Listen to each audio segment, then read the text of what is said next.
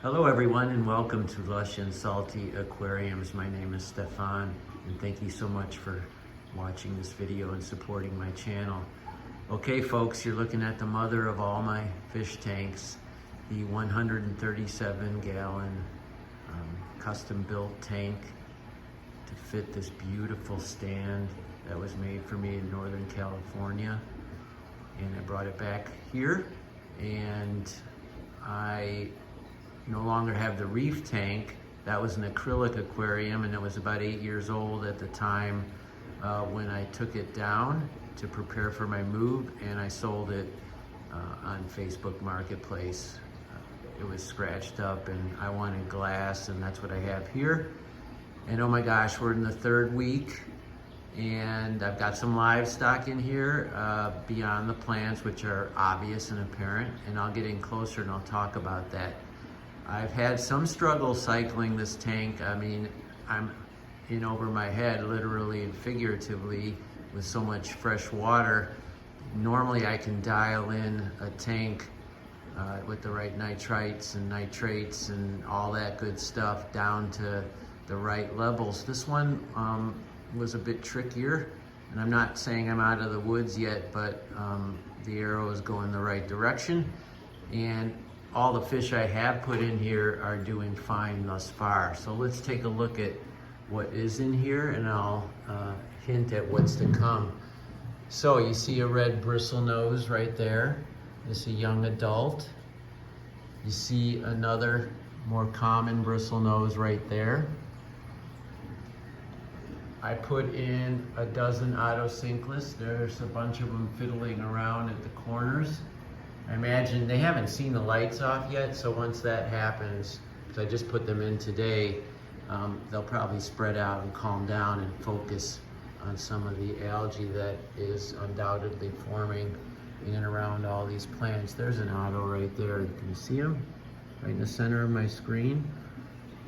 There's another group there. Otos can be a little sensitive to a new aquarium, so I'm happy that after 6 hours, they're all vigorous and happy.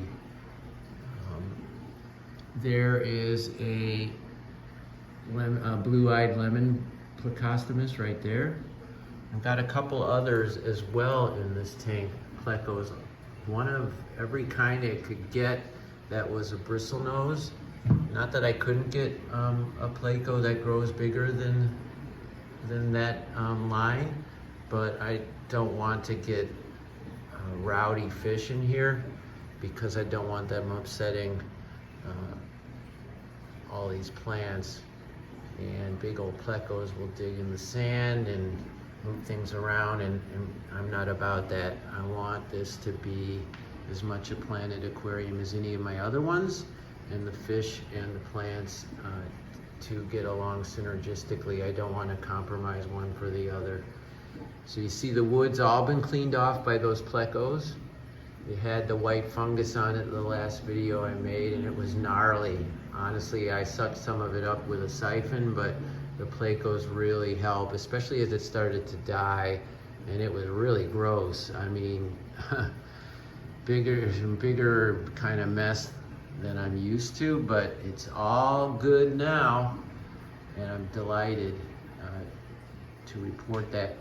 I've got some frog bit up here, and I've kept it away from the overflow by putting some screen mesh over the overflow for the sake of those Otos and perhaps some mono shrimp should I get some, so they don't get sucked right into the flow there. And that really worked pretty well. My first effort did not. It blocked too much of the inflow, and I started to get rising levels, and I just aborted and put in a little bit wider mesh. Anyway, I've got the frog bit separated from that inflow by a little trick ice or a little hack where you take airline tubing, CO2 tubing, create a crescent and attach it to either end. I'm using suction cups. It's a real jerry rig. I've never known which is the right expression, but it really works. I don't know if that angle, but It's all growing out and not in towards the flow. Normally it would have all been sucked right into a big glob there and not served any kind of useful purpose. I've got maybe too many plants to name, a bunch of hygrophila species, corkscrew vallisneria, the octopus plant back there, pogostemon octopus, a bunch of crypts in front. And this is something I haven't had to deal with. So this is mulm, right? And it's all the detritus from the wood and dying plant matter. It's not bad for the tank per se. Probably is helping with the cycle. I don't care for the way it looks, and I'll have to siphon it out, which is a bit tricky. You gotta step on a ladder, and I mean, it's trickier than doing a siphon from a nano tank. However, water changes are delightfully, while they take longer, are not as tricky. I just run the siphon from the back into the kitchen, which is right through that door there. And since this tank is high up now, higher up than the sink, I don't have to worry about using a python or wasting water to create a false siphon. Bear with me. I'm going to show you something I forgot to last time. The inner workings. I'm not running a canister. I set up a sump, a really nice one. I forget, it wasn't a trigger, it's a acrylic habitat. There's the logo down there. 4 sections. The water comes in here through filter floss, 3 gradations of sponge from coarse, medium, and fine, vice versa.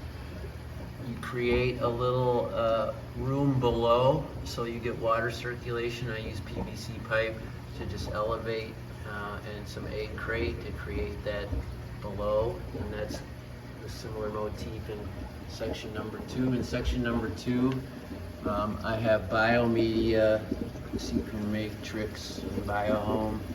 And then up here I have some of my excess moss that I put into a variegated container I got at the container store. See if it might help pull nitrates from the water, but also I can keep this moss and perhaps use it elsewhere. And I have a little light, something I got on Amazon that is over that. And then on this side is the refugium, much more true to what that is supposed to be. And I've got emergent plants as well as submersed plants, which I put in a small little aquarium that I got in Petco with some gravel. And I've got water sprite in there primarily, and maybe a couple cuttings from one of my other plantings, Hygrophila coriambosa, that stem in the back. And then I've got pothos up here in both a basket, which is, you can see the water line submerged partially, as well as in these fun little cups I got at the container store. It's supposed to be for toothbrushes, but pretty cool, huh? And they've got a hole at the bottom. You already see the roots. That's like in just 10 days. And that's from the Hygrophila coriambosa plant I just crammed in there, and now pothos as well. And then finally, the pump that pushes the water back up and into the tank. I also have a reactor in here, and I have peat moss pellets from Fluval to try to soften the pH in anticipation of what will be my featured species in here, angelfish, right? And I'll talk more about that as we get to it. And I'm also gonna get an awesome school of exotic Corydoras, and I intend to get them at the Greater Chicago Cichlid Association swap meet this weekend here near Chicago, near suburb. And I'm working with a breeder, and I'll talk about those fish once I get them, and then I'll show you their first day in this aquarium.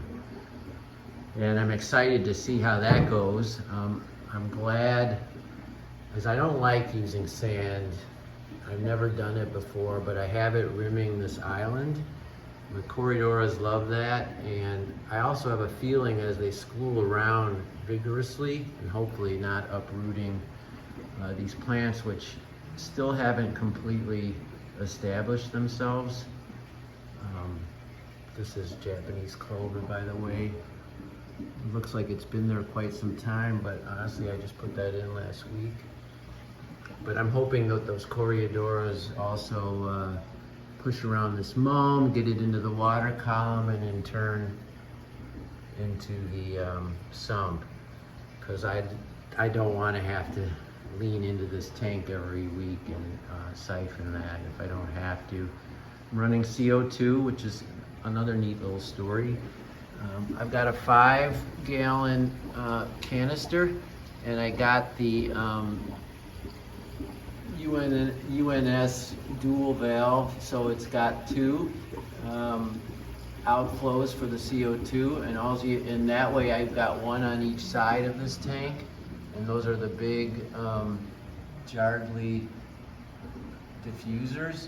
But for a tank this size, I didn't know how I was going to get enough CO2 in here, and that was how I solved it, by basically, instead of having 2 aquariums off of this canister, I've just got this one big one, and I don't have to jerry-rig, to use that term again, a system. I can just use both of the valves there, each with their own bubble counter, so easy peasy pumpkin squeezy. I'm glad I could show you the sump. I forgot last time. I was so excited with the view from the top, but now the overall, whoop, just backed into my table. So what do you think, everyone? I can't wait to show you the Corys and the angelfish, and I'll talk way more about those 2 fine species once they are chosen and once they are put in the tank. But I'm excited. I hope you are too. Okay, everybody, keep your hands in the tank, and ciao for now.